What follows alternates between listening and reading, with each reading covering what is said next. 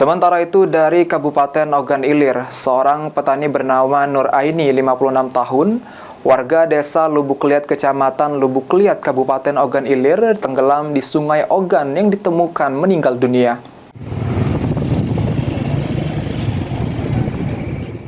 Inilah video amatir saat ditemukan jasad korban Nur Aini, 56 tahun, warga desa Lubuk Liat, Kecamatan Lubuk Liat, Kabupaten Ogan Ilir, tenggelam di Sungai Ogan.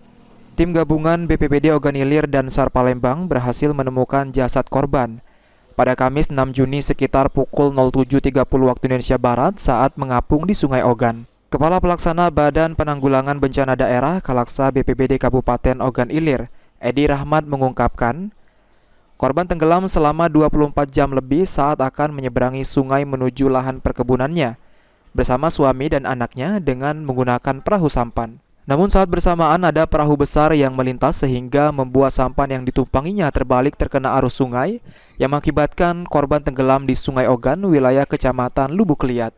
Ahmad Romawi, PAL TV.